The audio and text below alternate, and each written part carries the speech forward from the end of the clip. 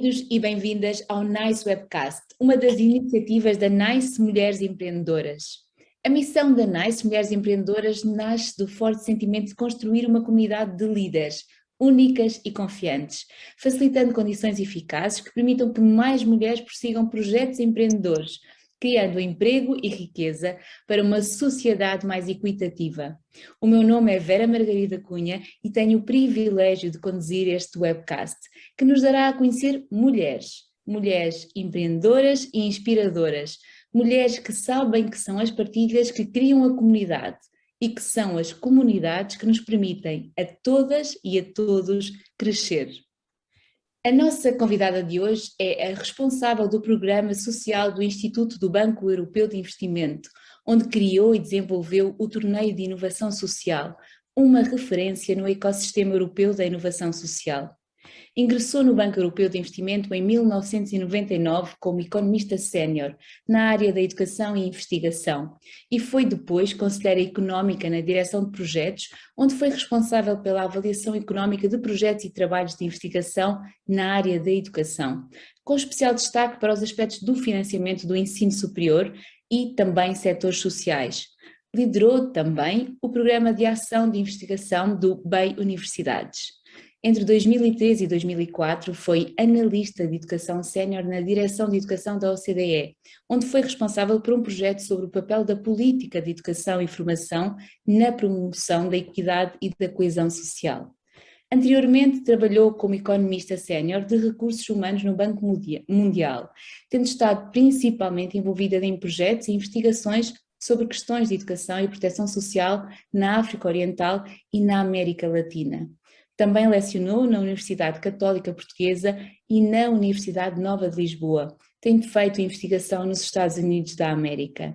É também presidente do Conselho de Administração da Fundação Jos Iminiec, sendo regularmente convidada como membro do júri em concursos na área de empreendedorismo, social e filantropia. E hoje está aqui conosco Luísa Ferreira. Muito obrigada por ter aceitado o nosso convite. Boa noite, Vera Margarida, sou eu que agradeço o convite, é uma honra e um privilégio estar neste série de podcasts com a NICE. Luísa, começamos pela pergunta que fazemos sempre para iniciar o nosso momento de entrevista, a nossa conversa. Em que momento sentiu na sua vida e no seu percurso profissional que ser mulher fez ou faz a diferença?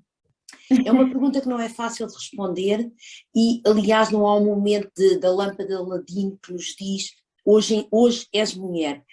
Muitas vezes, e isto é uma coisa que vem da minha vivência, primeiro, e acho que é uma coisa que terminou muito como eu sou uma de 3 irmãs, não há rapazes, não havia rapazes e por isso fomos sempre educadas, e já são há muitos anos, de uma maneira muito equitativa, não havia o problema do rapaz que não fazia as coisas e as raparigas é que tinham as tarefas. Quando entramos para o liceu, na escola primária, no liceu, continuamos a ter as turmas eram basicamente 50% raparigas, 50% rapazes, a distribuição dos alunos em termos de os melhores alunos, havia raparigas, havia rapazes. Na faculdade, no curso que eu escolhi, que foi o curso de Economia, acontecia exatamente o mesmo, 50% rapazes, 50% raparigas. Aí começou-se a ver uma tendência em termos dos professores, que eram homens, mas já havia muitas professoras a nível mais jovem que eram mulheres. Por isso nunca tive aquela coisa de dizer, sou mulher, há aqui uma grande diferença, mas há uns 20 anos para cá, já sendo mais velha, comecei e estou a ser 100% sincera com a Vera Margarida, nunca olhei para o que faço por ser mulher, mas por ser a Luísa, que acontece que é mulher, e por isso sempre vi tudo o que eu consegui como um êxito pessoal. No entanto, comecei a ter raparigas mais jovens que diziam, Luísa, nós olhamos para ti e acreditamos que é possível fazer o mesmo que tu, e porque tu és mulher. E por isso eu diria de uma forma positiva, talvez tenha sido o primeiro declique de ser mulher. Em termos negativos, foi a minha primeira experiência no mercado de trabalho, quando acabei o curso, foi uma experiência muito negativa em termos de ser tratada como mulher de uma maneira completamente diferente do que teria sido como homem. E não sei se posso partilhar, o meu primeiro emprego foi com uma multinacional que era um ambiente verdadeiramente machista, começou com a entrevista. Todos os meus entrevistadores foram homens. No segundo ou no terceiro, na terceira parte da entrevista, tive uma entrevista com um dos sócios, em que me pergunta basicamente, está aqui, mas quando tiver filhos vai deixar de trabalhar. Acho que a minha reação foi uma reação de ultraje, convenci que não ia deixar de trabalhar se tivesse filhos, ou que não ia ter filhos, não sei qual é que foi o que eu convenci nessa altura, fui contratada, fizemos um programa de formação e entretanto na minha primeira ou segunda semana de estar a trabalhar, tive o convite para ir dar aulas para a Católica, de ser assistente. Havia um colega que tinha entrado comigo ao mesmo tempo, que também foi convidado para ser assistente, falámos com o partner se podíamos conciliar ser assistentes e continuar na multinacional. O meu colega disseram-lhe que sim, a mim disseram-me que era demasiado para mim. Saí, fui para a Católica e por isso se calhar agradeço não me terem dado essa oportunidade de fazer as duas coisas, porque no fundo determinou onde estou hoje. E também é preciso depois saber lidar com esses pequenos percalços que vão acontecendo pelo caminho, porque provavelmente também esse perfil de procurar ter ambição e fazer aquilo que quer e que gosta e que sabe que tem direito, levou a tomar essa decisão de sair e abraçar um outro projeto na Católica. E isso terá também muito a ver com o seu perfil e com a capacidade de se acreditar em si próprio, que talvez em alguns momentos possa ser um entrave nesta evolução e neste caminho que as mulheres e homens vão fazendo. Isto parece-lhe que pode ter sido também importante? Eu acho que há um fator, que é o fator da idade também. Se não é na idade que eu tinha nessa altura que não arriscamos, nunca vamos arriscar. É nessa altura que devemos arriscar e pôr o pé e dizer nós temos de ter o mesmo tratamento. Era muito atrativo para mim ir para a Católica, era onde tinham ficado os meus amigos, por isso era a hipótese de conseguir fazer o mestrado, depois comecei a pensar em fazer o doutoramento, por isso de uma certa maneira eu não estava emocionalmente ligada ao outro emprego. Para mim não era aceitável eu não ter os mesmos direitos, a outra hipótese era uma hipótese que eu gostava, que não queria dizer que não, por isso saí. Exatamente, à procura daquilo que quer fazer como trabalho, que é talvez tão importante, mas a verdade é que essa sua experiência e esse lado menos positivo de às vezes ser mulher, o impacto que ainda tem, por exemplo, na carreira e na empregabilidade, a Luísa acabou por ter essa experiência. Talvez hoje, passados alguns anos, já não exista tanto essa diferença ou essa desigualdade, essa falta de equidade, embora também me pareça que existam ainda alguns resquícios. Tirando essa sua experiência, como é que vê agora o mercado de trabalho? Acha que continua a acontecer este tipo de nuances que de alguma forma geram falta de equidade ou estaremos diferentes? Estamos muito melhores e por isso é que eu decidi partilhar este exemplo, mas ainda existem, no meu caso, os telhados não foram de vidro, os telhados foram claramente cimento, em telha e por ser mulher não tive a mesma resposta, se calhar por outras razões, mas a resposta não foi a mesma. Mas ainda, eu acho que em termos de, quando entramos no mercado de trabalho, as mulheres neste momento em muitas profissões têm as mesmas oportunidades que os homens. No entanto, ainda estamos numa fase de transição que eu diria, porque esta participação da mulher no mercado de trabalho é uma participação recente, 50, 60 anos, e há muitas coisas que têm que mudar. Ainda temos muito o que acontece numa empresa que as pessoas em cargos mais séniores sejam homens, porque isso ainda é um resquício do passado, que olham se calhar para uma mulher de maneira diferente, porque sabem que se for uma pessoa jovem, ainda vai ter filhos, vai constituir família, e é nessa altura, e é por isso que eu digo, nós podemos ter cotas para ter mulheres, que é importante, podemos ter, mas é muito importante as políticas familiares, e é importante ter, neste momento, quanto mais mulheres tivermos, quando atingirmos a paridade, depois são modelos diferentes que são de referência, mas ainda existem estas... Daí ser tão tratamentos. Exatamente. Daí ser tão importante também a existência de modelos e de figuras de referência. E a Luísa também identificou logo no início que de alguma forma esse lado positivo ou esse papel que acaba por assumir em função de outras pessoas, mulheres e homens, acredito eu, é também muito importante. Nós precisamos mesmo dar dimensão e dar valor e dar visibilidade a percursos que mostram que é possível fazer tudo isto, não obstante sendo-se mulher ou sendo-se homem. E a Luísa claramente assume esse papel em muitas circunstâncias. Como é que se vê nesse papel de ser mentora e de ser uma inspiração e uma modelo para tantas pessoas à sua volta?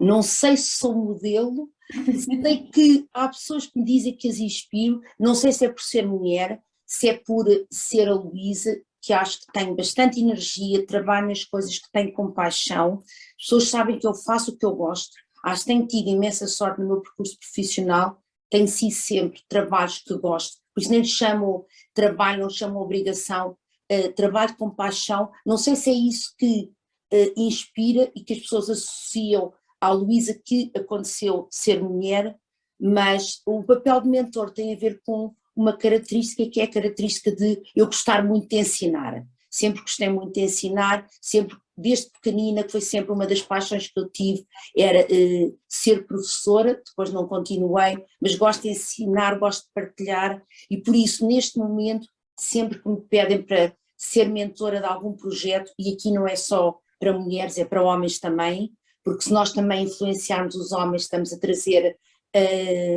como é que se diz, defensores para a causa feminina, que veem as mulheres de outra maneira, por isso... O envolvimento aliás, o objetivo da equidade de género e da igualdade de oportunidades como um todo constrói-se, claro, como um todo, envolvendo todos. Continuamos a ter aqui algum trabalho a fazer também nesse sentido, na construção da igualdade de oportunidades, olhando para o mundo como o mundo é, com a sua diversidade. Como é que encara esta necessidade e esta evolução? Como é que nós conseguimos e vamos conseguir efetivamente construir um mundo mais equitativo? Quando falamos de equidade, e é uma das áreas que me toca realmente no coração, não falamos só da equidade de género, falamos da equidade em termos de distribuição de oportunidades, de rendimento, onde se nasce, a raça que se tem, a religião. A NICE trabalha com a equidade de género, não é só é como eu digo, é um direito fundamental, que todos tenhamos a mesma oportunidade, as mesmas oportunidades. A distribuição do talento é uniforme na população, a distribuição das oportunidades não existe. Quando olhamos para as oportunidades de género, não é por acaso que, por exemplo, dos Objetivos do Desenvolvimento Sustentável é acerca da paridade de género. Acho que se tem conseguido muito nos últimos anos, e aqui acho que é muito importante falarmos no mundo dos países ricos e no mundo dos países mais pobres. Quando falamos no mundo dos países mais ricos em que nós nos encontramos, tem muito mais a ver esta igualdade das oportunidades de género em termos de mercado de trabalho. Quando falamos dos países pobres, temos ainda raparigas que não vão à escola, temos problemas como a mutilação genital feminina, temos problemas de falta de acesso à capacidade reprodutiva, que são problemas são problemas diferentes. Em termos de países como o nosso, tem a ver com a igualdade de oportunidades no mercado de trabalho, quando falamos na paridade de género. Pelo menos é um dos pontos mais relevantes. Embora a Luísa tocou num ponto muito importante, que a mim me é particularmente querido também, aliás, a palavra não é querido, mas que me gera às vezes até alguma ansiedade, até mais por aqui, porque nos países ditos desenvolvidos muitas vezes existe aqui quase uma falta de sensibilidade à existência da efetiva desigualdade de género que ainda existe. Mas muitas vezes nós nem precisamos de utilizar só esta lupa, não é? Precisamos de perceber que este objetivo é mundial e nós não podemos olhar às vezes só para a nossa necessidade, portanto há efetivamente ainda muito trabalho a ser feito neste sentido, e a Luísa identificou áreas importantíssimas, nomeadamente o acesso à educação e à formação, que não é universal ainda e muito precisa ser feito. A sua experiência mundial, internacional, mundial, em tantos países e por tantos continentes, deu-lhe certamente essa visão. Como é que nós podemos trabalhar nesse sentido? Isso é a pergunta de 1 milhão de...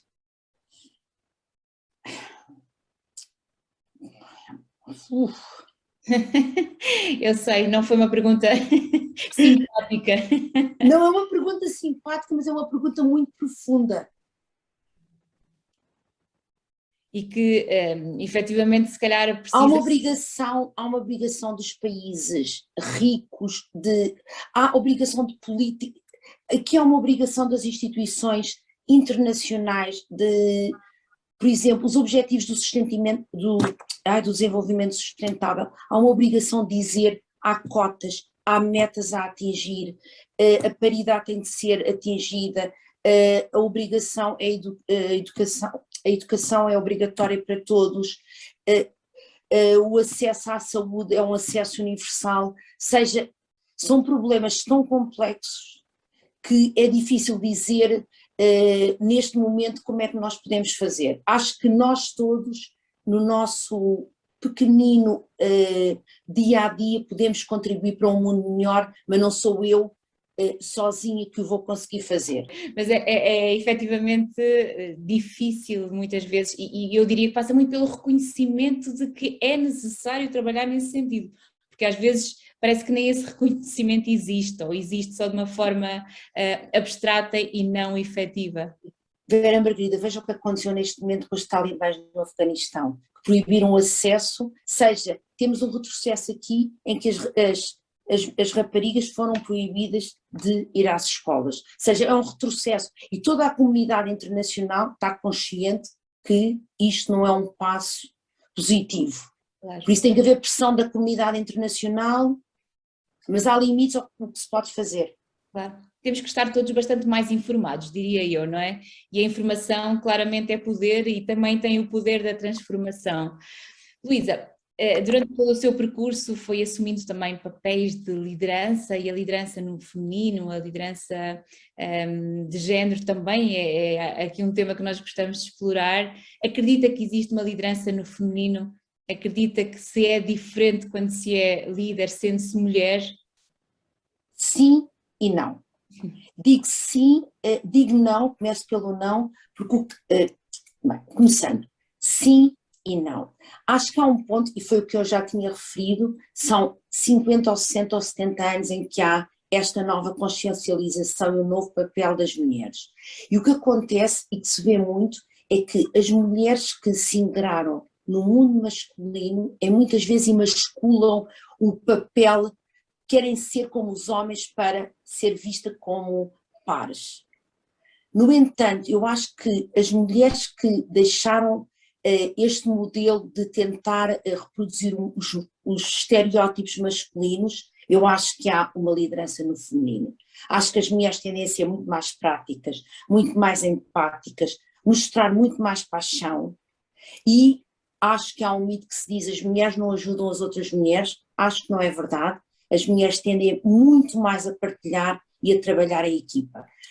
No fundo, talvez haja aqui um elemento maternal, mas as mulheres, quando trabalham em equipa, ajudam muito mais os elementos mais novos na equipa, quer seja por idade, quer seja por experiência profissional.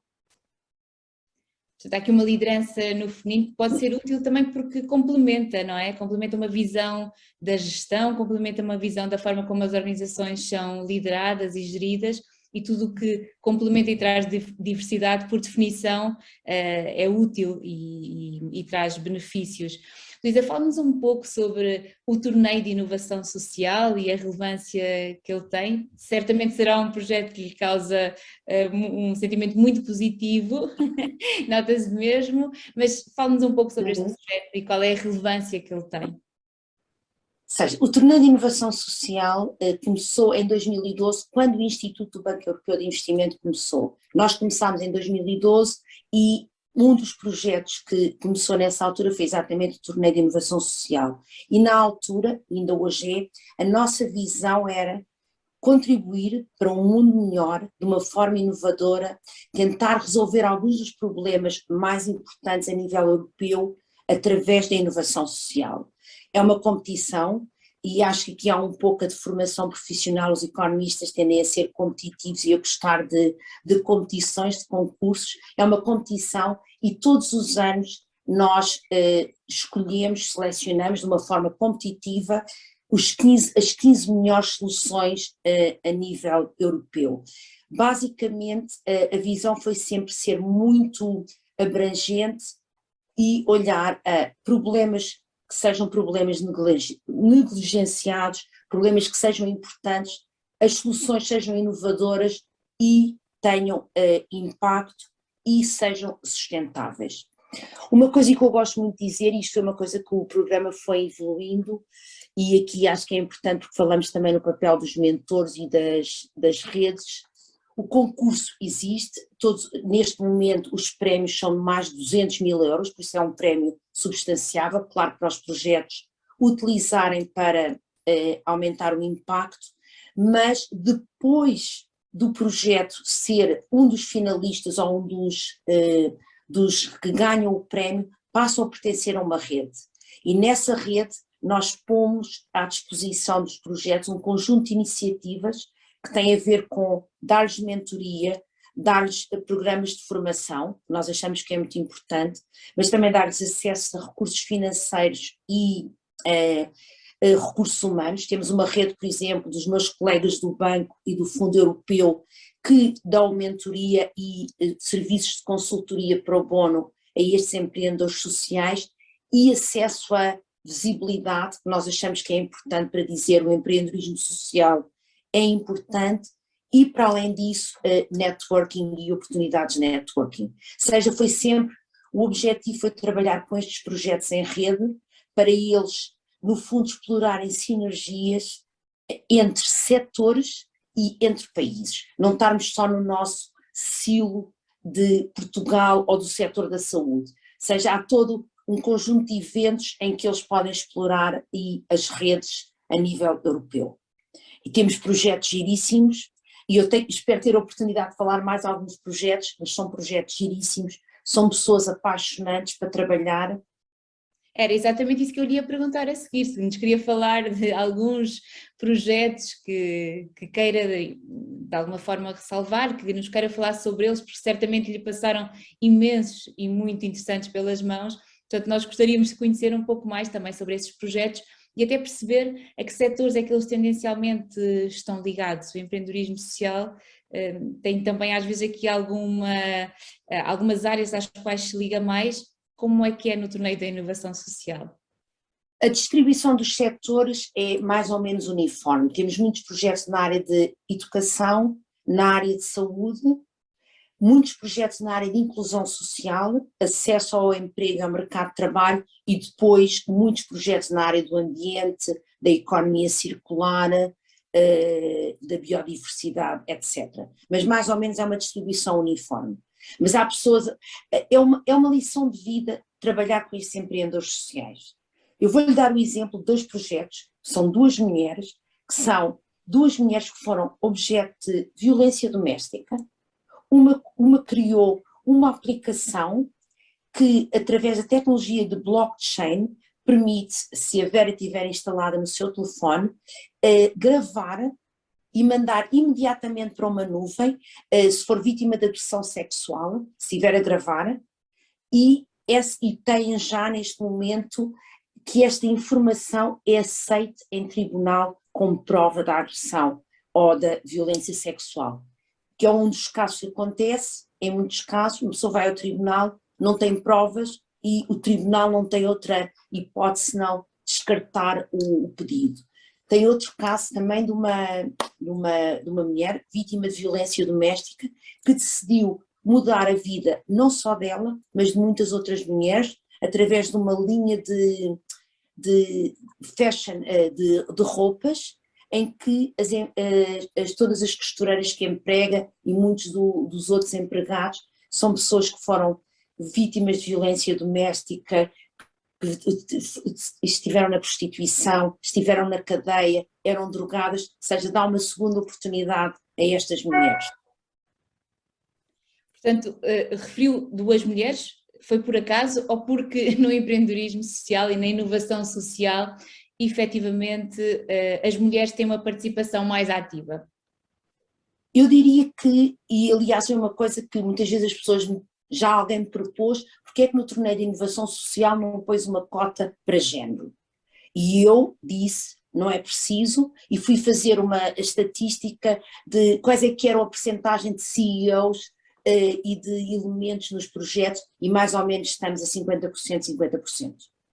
Portanto, talvez aqui no empreendedorismo e na inovação social essa equidade seja já uma realidade, ao contrário do que as estatísticas apontam noutras áreas do empreendedorismo, no acesso ao investimento, portanto, e não deixa de me fazer algum sentido ou achar que seria expectável que na área da inovação social, e a palavra social está, e tudo o que é a dinâmica social e o impacto social e este lado mais ligado à gestão social do mundo, está muitas vezes ligado às mulheres, à área da educação, da inclusão social, da igualdade de oportunidades.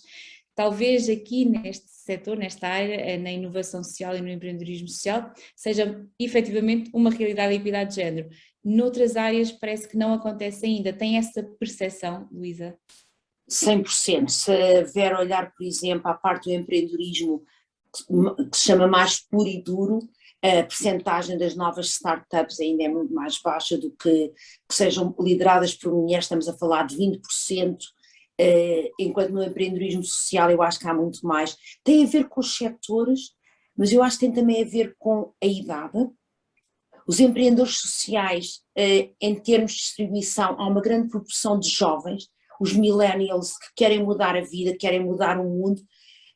Há uma atitude diferente dos empreendedores sociais, mas é um pouco também a ver com as áreas. No entanto, por exemplo, mesmo quando nós pensamos nas áreas mais tecnológicas, porque, por exemplo, na parte do empreendedorismo social e na nossa rede, temos projetos que são tecnológicos e continuam a ser liderados por mulheres, mais ou menos numa proporção 50-50 com homens. Portanto, estamos a caminhar no bom sentido. O problema é que o mundo não é só feito de empreendedores sociais, infelizmente.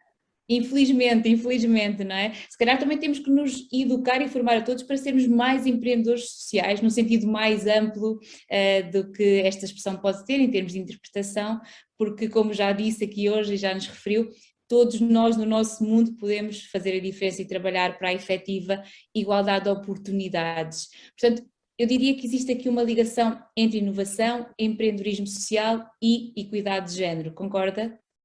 Concordo.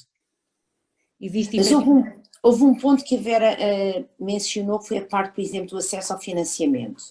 E aí o mercado de investimento, em termos de investidores que investem nos empreendedores sociais, apesar de ser menos dominado por homens do que o investimento em geral, o investimento de impacto, há mais mulheres, de qualquer maneira há muito mais homens na parte do investimento, o que quer dizer que o acesso ao financiamento, por exemplo, por parte de mulheres empreendedoras é mais difícil do que por parte de homens. Portanto, ainda precisamos de trabalhar também aí no acesso ao investimento e na criação de oportunidades e nos modelos, e lá está, mais uma vez, uma visão equilibrada e equitativa talvez nos permita depois termos todos um mundo um bocadinho mais justo no sentido do acesso às oportunidades. Isto é sempre uma questão de, como eu há bocado lhe tinha indicado, é uma questão do período de transição. Eu acredito que daqui a 10, 20, 30 anos, em termos do mundo dos países mais ricos, vai haver esta igualdade. O que é que acontece? Os investidores são maioritariamente homens, vão ter mais tendência a selecionar projetos que são liderados por homens, e há estudos que mostram isso. Quando começar a haver mais mulheres, quando começar a haver mais investidores de impacto, sejam mulheres, começa a haver um crescimento orgânico em que vamos ter a paridade. Portanto, acredito. Estamos mesmo numa fase de transição, como nos diz a Luísa. Eu acredito que estamos numa fase de transição, tal como no mercado de trabalho também. Muito bem, portanto isso dá-nos uma visão muito mais Positiva. segura e positiva da evolução do mundo e isso é claramente muito importante. Portanto, neste momento, do seu ponto de vista, as maiores dificuldades para as mulheres que queiram empreender situam-se no acesso ao financiamento e... Ainda há barreiras culturais e sociais. Ainda há muito, ainda há muito a fazer em termos de políticas. Por exemplo, pensemos no caso da Europa Ocidental, do mundo ocidental, licenças de maternidade. Se for um recrutador, que é um homem, começa a pensar, vou contratar uma mulher mais jovem, que daqui a uns anos vai constituir família e vai ficar fora do mercado de trabalho. Se olhar, por exemplo, para casos que já existem dos países nórdicos e de certos países em que há uma licença de família para o homem também. Essa licença pode ser partilhada. Eu digo, e às vezes digo, e acho que uma medida que teria impacto é quando os homens tiverem que ter exatamente o mesmo tempo de licença de maternidade que a mulher. Aí não há desigualdade no acesso. Por isso, tudo que sejam políticas de família, políticas de maternidade, políticas de cuidado à infância, etc., são políticas muito importantes, porque isso tudo condiciona o papel, as dificuldades que as mulheres enfrentam. Será a última e eu diria intransponível barreira se não trabalharmos para ela, porque efetivamente a maternidade à partida será sempre uma realidade das mulheres e isso será sempre, portanto, se não trabalharmos efetivamente para ela com medidas efetivas, com políticas que a promovam e não de alguma forma acabem por prejudicar a mulher e o seu percurso de vida, não só profissional, mas de vida com base na maternidade, se calhar nunca conseguiremos transpor esta barreira, a não ser que exista esta vontade política mesmo de a conseguir. Eu ia perguntar-lhe se pudesse implementar uma medida neste momento que acha que contribuiria realmente para a efetiva igualdade de oportunidades entre homens e mulheres no mundo, qual é que seria? Mas eu acho que a Luísa acabou de me responder a ela, a não ser que tenha aí outra, agora assim na manga. Acabei de responder para o mundo mais rico. Se fosse em termos gerais, eu diria que o acesso a uma educação de qualidade desde a mais tenra idade. Porque muito do que se aprende, aprende-se quando é pequeno. Por isso, e quando eu digo acesso a uma educação de qualidade, é porque aqui estamos a falar, no seio de, o que se passa é que, no fundo, quando as crianças nascem, o meio socioeconómico em que elas nascem determina logo muitas das oportunidades que vão ter. Se tivermos um modelo de educação em que a escola consiga minimizar estas desigualdades desde a mais tenra idade, eu acho que estamos a fazer muito para a igualdade de género. Luísa, nessa sequência fale-nos um pouco sobre a Fundação Jose e Mimiec, qual é o seu papel efetivo da Fundação e, claro, também o seu papel tão importante na gestão da mesma. É uma fundação que foi começada há 4 anos por um homem de negócios belga, em memória da mãe e do pai, e que tinha a consciência dos problemas de acesso à educação e saúde na África subsaariana. É uma fundação que é gerida pela Fundação do Luxemburgo, que é uma fundação umbrella, ou seja, uma fundação égide que gera muitas fundações de pequena dimensão. Por isso, eles é que tratam de toda a parte de gestão administrativa, seguimento dos projetos, etc. São eles que tratam disso. A minha responsabilidade é, 1-2 vezes por ano, reunir-me com o comitê, apreciarmos o que se passou com a implementação dos outros projetos, definirmos a estratégia financeira e a estratégia dos projetos em que vamos investir. Aqui posso lhe dizer sempre, a nossa ótica é investimos em educação e saúde na África subsaariana e olhamos muito à sustentabilidade e ao impacto dos projetos. Que é aquilo que nós precisamos de fazer hoje em dia, não é? De tornar os projetos com cada vez um impacto maior e mais sustentável, não só na sustentabilidade ambiental, mas também na sustentabilidade social e no impacto que têm efetivamente na vida das pessoas, que é tão importante. Luísa, estamos aqui claramente deliciados a ouvi-la, a sua visão assertiva, prática e focada também numa visão positiva, que é muito importante, não é? Acreditar que estamos em fase de transição e, portanto, esta visão de que o mundo está a mudar efetivamente para melhor, porque se calhar também temos mais acesso à investigação, temos mais acesso à educação, temos mais acesso à formação e informação. A Luísa esteve sempre também muito ligada à parte da investigação. A investigação é muito importante também para que a mudança possa acontecer. Eu acho que sim, e uma razão. Há dois pontos na investigação que eu acho que gostaria de mencionar. Um é que, quando investigamos, temos evidência e podemos mostrar. Dou-lhe um exemplo: há um estudo que foi feito pela McKinsey há uns anos, em que mostram que se houvesse participação equitativa das mulheres e dos homens, o efeito seria de, em termos do produto nacional bruto, estamos a falar de qualquer coisa como, eu acho que é um número astronómico, 28 milhões de milhões, eu nem sei quantos zeros é que tem som, 28 milhões de milhões que o impacto no produto nacional bruto. Por isso, a igualdade de géneros não é só uma questão de direitos humanos, não é só uma questão de justiça social, é uma questão económica. Quando nós estamos a tirar 50% da população da oportunidade que podem dar à economia e estamos a perder muitos recursos. Por isso, e a investigação, quando nós podemos dizer, por exemplo, que hoje em dia já todos lemos, que os boards, quando as empresas têm boards que são mais diversos, não só por uma questão de género, mas por uma questão de raça, de origem, de nacionalidade, etc., que são empresas que têm melhor performance no mercado financeiro, nós podemos mostrar evidência e por isso é que a investigação é importante. Mas é também muito importante, eu acho, é uma área que eu gostaria de saber muito mais, que é a área da investigação do cérebro e de como é que todos estes modelos que nós temos desenvolvido durante os anos de preconceitos, de estereótipos femininos e masculinos, como é que eles acho que é uma área de investigação que podíamos saber como é que eles impactam o cérebro. E no outro dia li um paper, um artigo, que a Vera se calhar não vai acreditar o efeito que tem, é uma coisa, é um estudo feito por uma universidade, o efeito que tem vestir as crianças quando são bebés em cor-de-rosa, as meninas e os rapazes em azul claro. Isso contribui para uma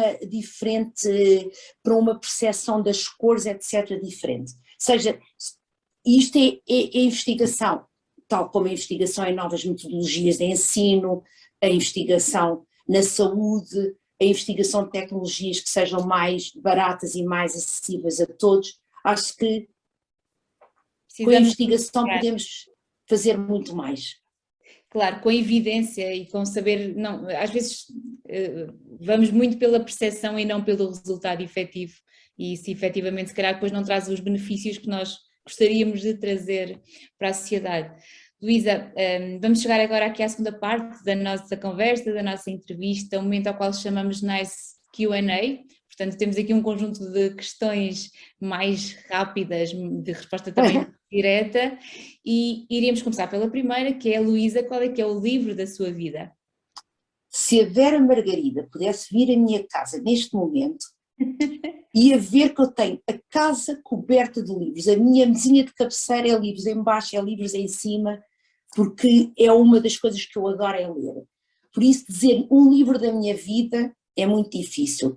Posso lhe dizer um género de livros que eu gosto muito de ler e neste momento leio muito porque me inspiram, que é exatamente as biografias, e neste momento tenho lido várias biografias de empreendedores sociais, porque são livros que me inspiram, por exemplo, Mohamed Yunus, a Jacqueline Novogratz, que fundou o Acumen, que é a vida do fundador da Patagónia.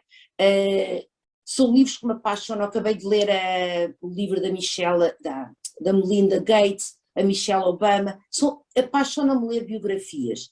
No entanto, acho que gostava de ir a livros que eu li quando era miúda.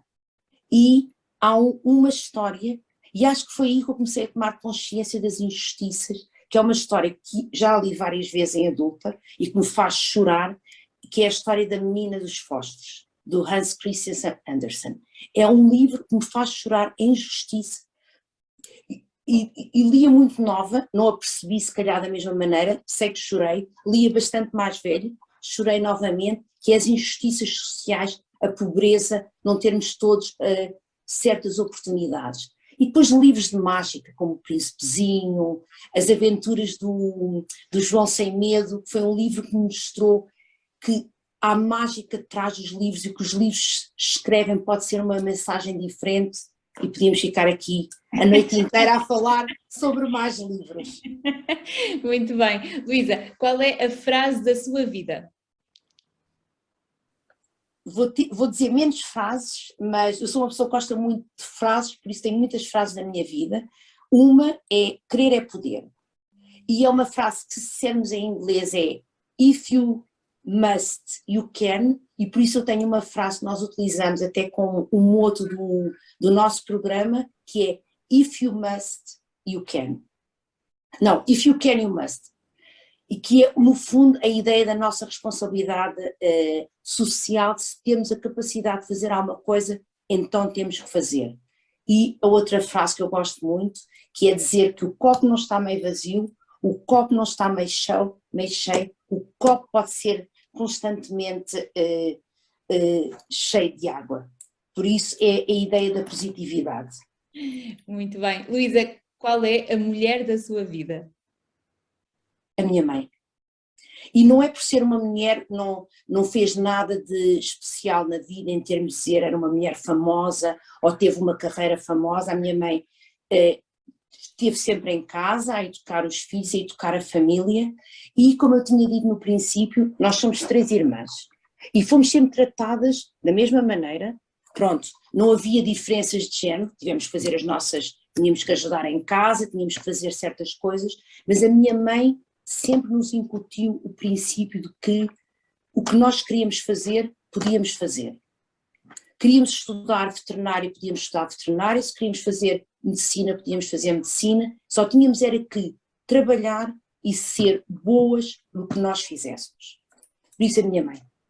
E depois, claro, todas as empreendedoras sociais com quem eu trabalho, que são mulheres fabulosas. A sua característica mais empreendedora? Capacidade de trabalho,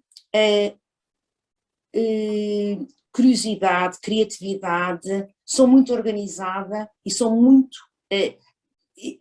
sou persistente. Entre parênteses dizem que eu sou muito teimosa. Qual é o projeto que mais a inspira? O projeto que mais me inspira? Claro que não vou falar do torneio de inovação social e tudo o que nós fazemos no Instituto, porque me inspira muito, mas isso já falámos sobre isso. Há vários projetos neste momento que me inspiram particularmente, um deles, e vou falar de 2 que são em Portugal, um deles é o projeto de leadership das Girl Movers, que acabei de ser convidada para ser embaixadora delas, acho que é um projeto giríssimo, estive com elas há 2 ou 3 dias em Lisboa, é apaixonante ouvir os testemunhos delas e como um projeto de liderança pode ser um projeto tão importante.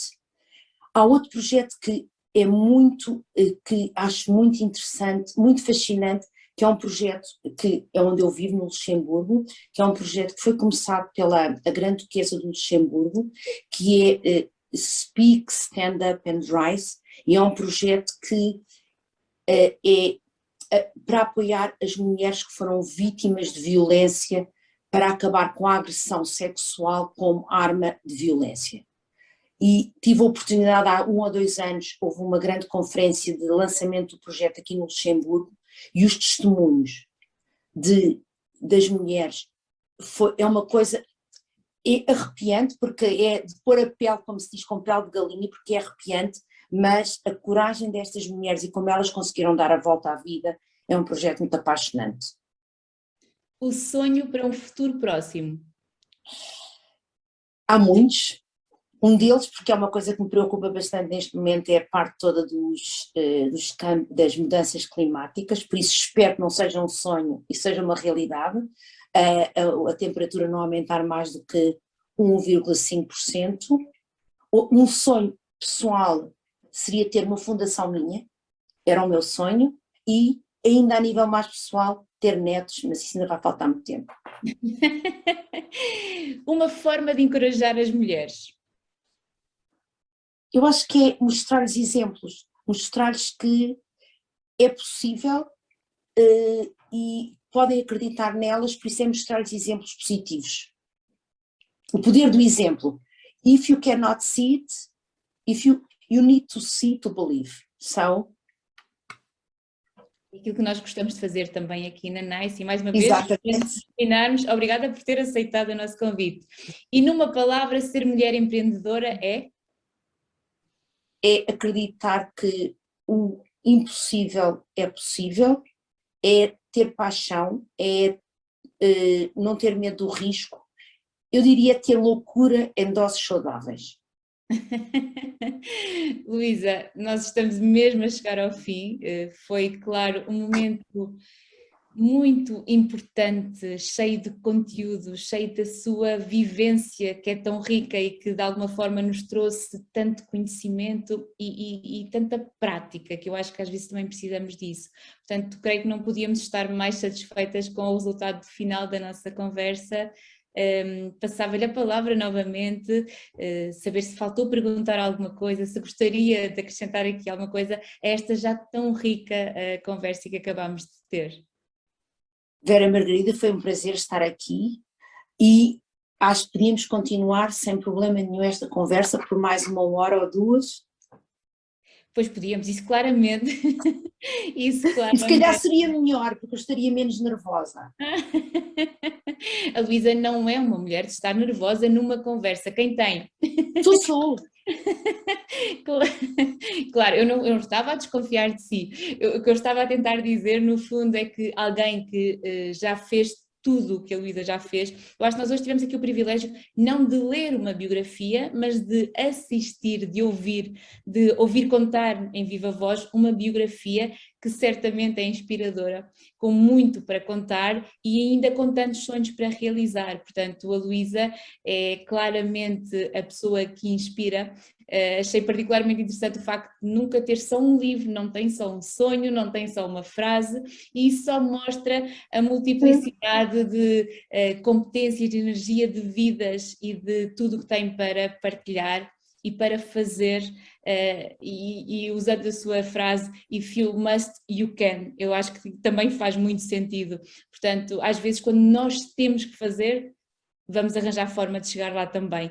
E a Luísa claramente mostrou-nos essa mensagem e deixou-nos essa ideia de que estamos num período de transição, estamos a caminhar para lá, mas precisamos todos de fazer com que isso aconteça, porque o mundo precisa de ser mais equitativo, não só o nosso mundo, mas o mundo como um todo.